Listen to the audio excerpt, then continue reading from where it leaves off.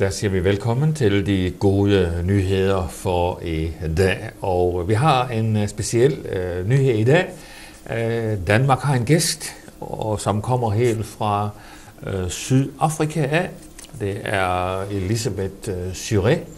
Hun er rundt nu her faktisk i alle hjørner af Danmark. Og hun er så altså kommet her til TV-studiet i dag. Hun har før været inde omkring her, og vi glæder os meget til at høre om, hvad Gud gør sådan verden over.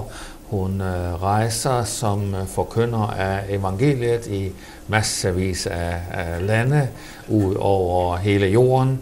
Jeg håber, vi kan få hende til at fortælle lidt om, hvad hun har set, der sker i Danmark i dag.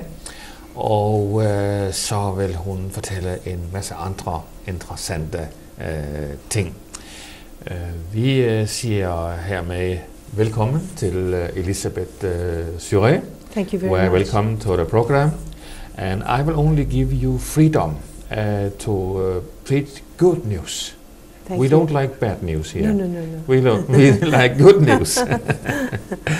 Okay, jeg vil hende om at bringe gode nyheder, og dem er jeg sikker på, at hun har mange af. If you have some good news from Denmark, we will also like to hear that. So I will translate you, and we are ready. Thank you. Well, first of all, I would like to congratulate Denmark and Crown Prince Frederik and Mary and Queen Margrethe to the fantastic wedding. What a treasure it was. Først så vil jeg gratulere Danmark med deres prins eller kronprins og Mary og i det hele taget hele kongefamilien for brudepart.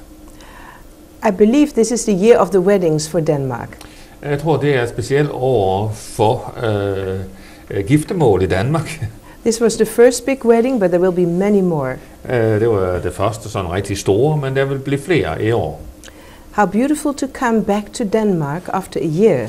Det er så fint for mig at komme tilbage til Danmark, efter at jeg har været borte et år.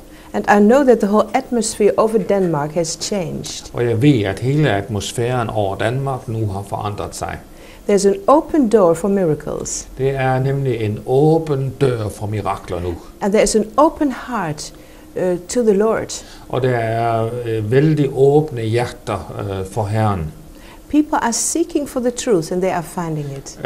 Mennesker søger efter sandheden, og de finder den. All these beautiful cathedrals will be filled with the glory of the Lord. Og alle disse fine, store kirkebygninger, de vil blive fyldt af Guds herlighed. I love weddings. Jeg kan så godt lide bryllupper. And both our daughters have been married and are Americans. Begge vores døtre er gift med amerikanere. We are South Africans. Vi er sydafrikanere. But between us we have 5 nationalities. Men omkring os har vi 5 nationaliteter. And how wonderful to know that only one nationality is important. Og det er godt at vide, at det faktisk kun er én nationalitet, som virkelig er betydningsfuld. And that is to know that you belong to the family of God. Og det er at vide det, at du tilhører Guds familie. In order to belong to the family of God, you have to receive the word of God. Og for at kan være en del af Guds familie, så er det vigtigt at modtage Guds ord. And you really have to believe that Jesus is the Son of God. Så du må tro på, at Jesus Kristus er Guds søn. In my life I was challenged quite a bit about this. I mit liv så er jeg blevet udfordret på det en del gange. Because you are not automatically a believer in Jesus. Fordi du ikke automatisk er en der tror på Jesus. I'm from Jewish background. Jeg er selv fra jødisk baggrund. And Christian background. Og fra kristen baggrund. But when I was challenged with the question of Jesus, men da jeg ligesom blev stillet over for det spørgsmål af Jesus, I saw in the wonderful Bible that you also have in Denmark. Jeg så i denne vidunderlige Bibel, som I også har her i Danmark. It says in 1 John 2 verse 23. Det siger i 1. Johannes 2 vers 23. Whosoever denies the Son, the same does not have the Father at all. Den, som fornægter sønnen, har heller ikke faderen. But he that acknowledges the Son has the Father also. Men den, som ikke forkaster sønnen, har også faderen. That's a very strong point. Det er en meget vigtig point. It's not good to only pray to God, Det er ikke nok bare at bede til Gud, but we have access to God through the Son. fordi vi har adgang til faderen gennem sønnen. And a little bit further, Og lidt før det, in chapter 5, verse 10, it says, i kapitel 5, vers 10, står der, he that believes on the Son of God Ham, has a som- witness. ham, som tror på Guds søn, har et vidnesbyrd. But he that does not believe God has made him a liar, Men ham, som ikke tror på Gud, har gjort ham til en because, løgner. because he doesn't believe that God gave a son. Fordi så tror han ikke, at Gud gav sin egen søn. And this wonderful film of Mel Gibson Denne vidunderlige film af Mel Gibson shows us what Jesus did for us to be free.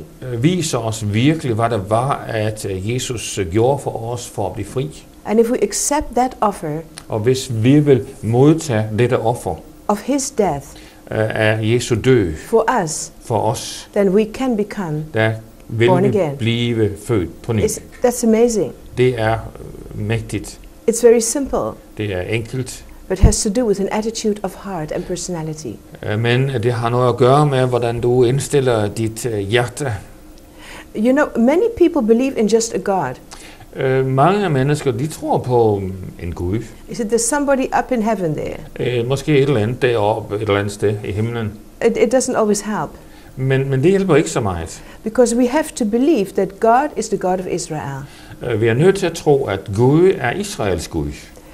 When Daniel prayed in Daniel 6, Da Daniel bag i Daniels bog, det 6. kapitel, he did not pray to any Allah or God or Hare Krishna. He prayed to the God of Israel. han bag ikke til nogen anden navn på Gud, men han bag til Israels Gud. It's written in Daniel 6. Det står i Daniel, det 6. kapitel. He was in front of the lions, Han var foran løverne, but the lions left him alone. men løverne gjorde ham ingenting. We know about David. Vi ved om David. He prayed to the God of Israel, Han bag til Israels Gud, and he was saved from the giant. og han blev reddet fra løverne. So we have to honor that. Så vi må underordne os det. Jabez, in the book of Chronicles, he prayed to the God of Israel, David fortalte i Krønikernes bog, at han bag til Israels Gud, and God made him prosperous. og Gud gav ham fremgang. To which God do you pray? Til hvilken Gud beder du? To any God? Til nogen Gud? You can come to the God of Israel through Jesus, his son. Du kan kun komme til Israels Gud gennem Jesus Kristus, Guds søn. And you will see that he will help you. Og du vil se, at han vil hjælpe dig. Just like he helped Daniel. Akkurat som han hjalp Daniel. Just like he helped David. Og akkurat som han hjalp David. Just like he helped Elijah. Og som han hjalp Elias. It's amazing. Det er mægtigt. He hears you. Han henvender sig til dig. But don't pray to the wrong God. Men bed ikke til en forkert There's Gud. only one God in heaven. Fordi der er kun én Gud i himlen. And that is the God of Israel who never sleeps and slumbers. Og det er Israels Gud, der aldrig sover og aldrig slapper af. And he prepares us at this moment to be his bride. Og han er i øjeblikket ved at forberede os på at blive hans brud. Because this is the year of the bride. For det der er brudens år. In Cape Town we have so many weddings. That's where I live. I Cape Town, hvor jeg bor, der har vi så mange giftermål i år. My husband does a lot of international weddings. Og min mand har mange internationale bryllupper. And some of the brides are so beautiful. Og nogle af disse brude er vældig vidunderlige at se på. And I started to think about the Jewish wedding. Og jeg begynder så at tænke på det jødiske bryllup. Because in a Jewish wedding, the bride and the groom have to stand under a little canopy. For i det jødiske bryllup, der må bruden og brudgommen stå over for hinanden på en lille forhøjning. And they have to speak something. Og der må de tale ud noget. They have to have a ketubah. De har en ketubah. It's a wedding contract. Det er en vielseskontrakt. And the husband has to promise the bride to look after her. Og manden må altså love, at han vil se efter hustruen, eller have omsorg for hende. To provide for her. Og sørge for hende. To protect her. Og beskytte hende. To always honor her. Og ære hende. And then that contract has been signed. Og når det så er sket, så bliver kontrakten skrevet under. In the middle of the wedding, the bridegroom disappears. Og midt under brylluppet, så forsvinder brudgommen. Nobody knows where he's gone to. Ingen ved, hvor han er forsvundet hen. And suddenly he comes back at midnight. Og så kommer han tilbage ved midnatstid. To fetch his bride. For at finde hans brud. Into a special chamber. Og så går de ind i et specielt rum. And that chamber is called in Hebrew Hadar. Og det kaldes på hebraisk Habrai. And suddenly he's back. Og der er han så tilbage. Just like that, Jesus will come back. Og på akkurat samme måde, så vil vi også se, at Jesus kommer tilbage. He will come back at midnight. Han vil komme tilbage ved midnatstid. When nobody expects him. Hvor ingen forventer ham. Suddenly he will be there. Og pludselig så vil han være der. The bride is waiting. Og bruden venter. Are you waiting? Venter du? The Lord is coming back for you. Herren han kommer tilbage hertil for din skyld. But first of all, you've got to know that he's your bridegroom. Men først så må du vide, hvem brudgommen er. In the book of John chapter 3 it says, he who has the bride has the bridegroom. Der står det, at den som har bruden, han er brudgommen. I have seen many women that were beautiful, that turned to the Lord and became beautiful. Jeg har set mange kvinder vende sig til Herren, og de er vældig smukke. In Cape Town we had a couple that lived together for many years. I Cape Town havde vi et par, som havde levet sammen i mange år. They had 2 children. De havde 2 børn. They weren't married. De var endnu ikke gift. And in the school, the people started to tease these children. Og i skolen så var der nogen, der begyndte at undervise disse børn. You don't have a real mommy, you don't have a real daddy. Og altså de ligesom sådan drillede dem med, at du har ikke en rigtig far, du har ikke en rigtig mor. And the children came home weeping. Og børnene kom grædende hjem. And they said, aren't you our real daddy and mommy? Er I ikke rigtige forældre? So they came to us. Så kom de så hen til os. Can you marry us? Og spurgte, om de kunne blive gift. We have no money. Vi har ikke nogen penge til at We blive gift for. have no money for rings. Og vi har ikke noget at købe ringe for. But the Lord did a miracle. Men Herren gjorde et mirakel. That week, the husband went to dive into the ocean, and he found 2 rings in an old boat. Den uge, der drog manden ud i havet, og der fandt han 2 ringe i en gammel båd. So that Sunday we had a party. Så denne søndag så havde vi en stor fest. A little wedding contract. Vi tegnede under sådan en giftermålskontrakt. With real rings. Med rigtige ringe. And the little boys had a real mom and a real dad. Og disse børn, de havde en rigtig far og en rigtig mor. I'm so happy for these children, aren't you? Jeg er så glad på disse børns vegne. God is a positive God. Gud er en positiv Gud. When things aren't so good, and we trust Him, He turns it right. Og når vi stoler på ham, så vil tingene vende sig til det gode. The first bride in the Bible was called Eve, life-giving. Den første brud i Bibelen kaldes Eva, livgivende. She stands for a person that's totally turned to the Lord, born again, born anew. Hun er symbolet på en person, som virkelig er født på ny og overgivet til Herren. And when you turn to the Lord, you become like a newborn person. Så når du vender dig til Herren, så bliver du som en helt nyfødt person. When I turned to the Lord, everything became new. Så når du giver dig over til Herren, så bliver alting ligesom nyt. Old things have left you, and suddenly new things are happening. De gamle ting er forsvundet fra dig, og nye ting er kommet til. A second bride in the Bible was called Sarah. Den anden brud, som omtales i Bibelen, kaldes Sara. Her name means princess. Og navnet betyder prinsesse. She was the bride of miracles and restoration. Hun var miraklernes og genoprettelsens brud. Do you believe in miracles? Tror du på mirakler? Do you believe that God can restore your broken relationships? Tror du virkelig på, at Gud kan genoprette dit ødelagte fællesskab med din ægtefælle? Do you believe that God can truly do miracles for you? Tror du virkelig på, at Gud kan gøre mirakler for dig? You don't have babies, Du har måske ikke fået barn, and you trust the Lord for a baby. og du stoler på Herren for et barn, Oh, that is so beautiful. og det er så fint. I've prayed with hundreds of mothers Jeg har bedt med hundredvis af mødre, who held little babies in their arms, som havde deres baby i deres arme, and they weren't able to receive babies at all, medically speaking. men før var de ikke i stand til at føde børn. Beautiful little African babies, En afrikansk baby beautiful Jewish babies, og jødiske babyer beautiful Arab babies, og arabiske, Danish, danske, American. amerikanske. What does God do? Hvad er det Gud han gør? The moment you become the bride of Sarah, I det øjeblik, hvor du bliver en brud som Sara, and you trust for miracles, og du dermed stoler på mirakler, Jesus does miracles today. så er det Jesus, der i dag gør mirakler.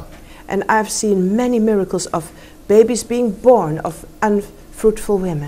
Og jeg har set mange mirakler, hvor babyer er blevet født af kvinder, som ikke kunne føde. And the last report came through from Norway, where 2 baby boys have been born of ladies that were over 40. Og jeg har lige fået en rapport fra Norge, hvor 2 små drenge blev født af en, som var over 40 år og som ikke kunne føde børn. In Amsterdam, I prayed for a beautiful black lady. I Amsterdam bad jeg for en vældig fin sort kvinde. She came to the front Hun kom op foran, da vi havde møde, in a big cathedral. i en stor kirke, She had a pair of underpants in her hand. og hun havde et par. Underpants of a husband in her hand. Og kan hun have mandens underbukser med sig? She was very free. Hun var veldig sådan fri af det. And she said, my husband had mums. He can't give me babies. Min mand kan ikke give mig en baby. But if you put your hands on these pants, they will be fruitful. Men hvis du vil bede for disse underbukser her, så vil han blive sådan, at han kan befrugte mig. I looked at the priest. Og jeg så lidt og sådan over på præsten, He said, okay. og han nikkede, ja okay, det er okay. So Ja, in this big cathedral, og i denne store kirkesal, I had one of these microphones. jeg har sådan en mikrofon her I på, put both my hands on these big pants. og jeg lå begge mine hænder på disse store underbukser, And I was so glad my husband couldn't see me. og jeg var glad for, at min mand ikke kunne se mig. And I said, in the name of Jesus, Og jeg sagde i Jesu navn, let these pants be fruitful and multiply. lad disse underbukser kunne bringe frugt. And everybody was laughing, including myself. Og alle lå af det, inklusive mig selv.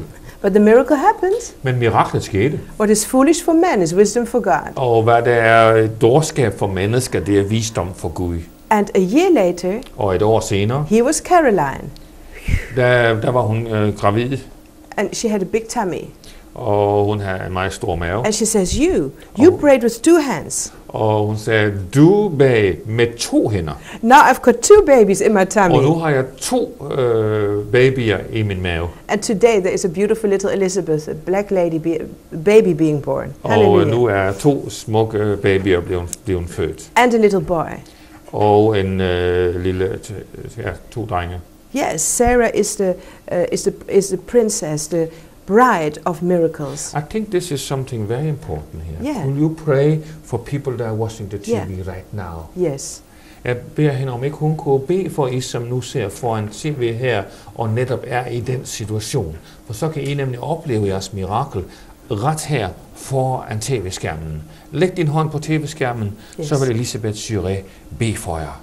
I believe Jesus does the same today like he did in those days. Jeg tror, at Jesus gør det samme i dag, som han gjorde før. So all I'm asking you today to do, put your hand on the television. Så det eneste, jeg vil bede dig om at gøre, læg din hånd på tv-skærmen If nu. you really want to receive that miracle today, Hvis du virkelig ønsker at modtage et sådan mirakel i dag, maybe something went wrong in your life. Måske var det et eller andet, der gik galt i dit liv. Maybe you had many relationships and something went wrong in your body. Noget måske har haft forskellige relationer, men og noget er forkert i dit legeme. Maybe you were sick before and Måske er det på grund af en sygdom. maybe you only have one ovary. Og et eller andet, der er galt. But the Lord can do that creative miracle. Men Gud kan gøre det skabende mirakel. So just lay your hand on the screen Så læg din hånd på tv-skærmen and nu trust og Jesus, stol på Jesus. because he's the same yesterday, today Fordi and forever. han er den samme i går og i dag, ja til evig tid. I will pray with you Jeg vil nu bede for dig. if you want that baby. Hvis du ønsker at få en baby, Just trust in Jesus, not in me. bare stol på Jesus, ikke på mig. And put that hand Og læg din hånd frem nu. in the hand of the man of Galilee. Og læg din hånd i Guds hånd, der mand fra Jesus fra Galilea. And say this prayer with me. Og sig denne bøn her sammen med mig nu. Say, Lord Jesus, Sig, Herre Jesus, I believe jeg tror, that you are the Son of God. at du er Guds søn. You died for my miracle. Du døde for min mirakels You skyld. died that I might have life. Du døde for, at jeg skulle få liv And life eternal. og evigt liv. Now I put my hand in your hand. Jeg skal nu lægge min hånd i din hånd her. I give my life to you. Og jeg giver nu mit liv over til dig. Change me. Forvandl mig. Forgive me when I had wrong relationships. Tilgiv mig mine fejlagtige relationer. Cleanse me. Rens mig. And Jesus, Og Jesus, I trust you jeg stoler på dig. for my own little baby. For min egen lille baby nu. Right now, Akkurat nu. I put my trust in you. Jeg stoler på dig. Fully. Fuldt ud. 100%. 100%. Because you are greater Fordi du er større than my problem. end mine problemer. And I thank you in advance Og jeg takker dig på for forhånd that beautiful baby for denne vidunderlige baby, jeg skal få. that will be born in Denmark Som nu vil blive født her. or in any other country. Og i Danmark eller andre steder. Amen. Amen. Have you prayed that? Og hvis du har bedt det, There's power. der er kraft. Power in the word of the Lord. Der er kraft i Herrens ord. And you can be fruitful and multiply. Og du kan bære frugt. Now, the third bride is called Rebecca. Den tredje brud, som vi kommer til i Bibelen her, kaldes Rebekka. She's the bride of faith. Hun er troens brud. Somebody came and said, will you marry my boss? Nogen kom og sagde, vil du gifte dig med min chef? She said, yes, I will. Og hun sagde, ja, det vil jeg. She never seen Hun har aldrig set ham. her husband. Hun har aldrig set den mand, hun nu sagde ja til. It's all in the Bible. Det står i Bibelen. But her name means beautiful. Men hendes navn betyder vidunderlig. And she said, I will. Og hun sagde, jeg vil. That's a statement of faith. Det er et skridt i tro. I will. Jeg vil. And she went to a land that she did not know. Og hun gik over til et land, som hun ikke kendte på forhånd. Rebecca came from Iraq, by the way. Rebekka, hun kom faktisk fra Irak. And she went to the promised land Og hun gik så ned til det forjættede land for Israel. and married her husband. Og der blev hun gift med sin mand. And what happened? Og hvad skete? She was blessed. Hun blev velsignet. She's the bride of today. Hun er bruden for i dag. When you can't understand things and you still say, yes, I will, God will bless you. Hvis der er ting, som du ikke forstår, men du stadigvæk siger, jo, jeg er villig, så vil Gud velsigne dig. A surrendered will to this word will give you an open door to heaven. Og når du stoler på dette ord, som står her, så vil du få en åben dør til himlen. Just say to the Lord, I don't understand everything, but I will follow you. Bare sige til Herren, jeg forstår ikke alt, men jeg vil vælge at følge dig. And that will give you revival in your own heart. Og det vil give dig vækkelse i dit eget And hjerte. the fourth one was called Rachel. Og den fjerde brud kaldes Rachel. Rachel, her name means little dear. Og det betyder lille du. She was the wife of Jacob. Og hun var konen til Jakob. And she was the wife of his only love. That was his only love. He only loved her. Hun var konen til den ene elskede. Der har aldrig været mere end en. Are you in love with the Lord? Er du i et kærlighedsforhold med Herren? If you love him, you have favor with God. Hvis du elsker Herren, så har du også en gunst fra Gud. Ja. You have favor in your job. Du har en gunst, som hviler over dit job. You have favor with people. Og du har en gunst, som hviler over dig i forhold til dine And you medmennesker. get love back.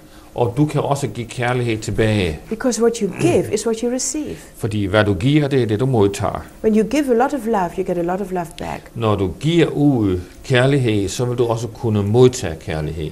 So this is a special bride. Så det her drejer sig om en speciel brud. If you have no love at this moment, Og har du ingen kærlighed and akkurat you nu, have hatred deep within you, og hvis du har en had, som ser ind i dig, and you are disappointed in people, og du er utilfreds og skuffet over mennesker, and you're disappointed in life, og du er skuffet over livet, you are not the bride of Rachel. så er du altså ikke en Rachelsbrud. And God wants to touch you with his love. Men Gud, han vil røre dig med sin So kærlighed. let's pray for you right now. Lad os bede for dig akkurat nu. Father, in Jesus' name, Far, i Jesu navn, we pray every bitterness away. vi beder nu bort enhver form for bitterhed. Out of that special person that's watching TV, Ud af denne specielle person, som ser på tv akkurat nu. and every hatred and every disappointment, Og hver eneste had og hver utilfredshed, that it may turn into a special appointment. som kommer ind til, kommer til en speciel situation. Thank you, Jesus, Og tak, Jesus, that you take away that bitter root, at du tager væk denne bitre rod. and we break the sickness that can cause this root of bitterness. Og vi bryder nu denne sygdom, som kommer på grund af den bitre rod. And we speak freedom by the name of Jesus. Og vi taler nu ud i frihed i Jesu navn. Receive his love Modtag hans kærlighed. and become the bride of his love. Og blive en brud af hans kærlighed. I had to forgive the Germans Jeg måtte tilgive tyskerne, because many of my family members have been killed in the Holocaust. fordi mange af min familie blev dræbt i Holocaust. But truly, by the love of God, I can say I love all people. Men ved Guds nåde, så kan jeg sige, at jeg elsker alle Because mennesker. his love was shed abroad in my heart and changed me. Fordi hans liv kom ind i mit hjerte og forandret mig. There's Og jeg no, tror, vi vil say thank you right Okay. there. yes. And jeg tror, at du netop har fået det her budskab, fordi at det var akkurat til dig. Altså disse billeder taget frem fra Bibelen her, det tror jeg, at det har nu betydet noget for nogen, og du skal bare nu begynde at takke Gud for det, han har gjort i dit liv i løbet af dette program. Vi siger tak til Elisabeth Juré, fordi du var med, og til dig vil vi sige, vi ses igen.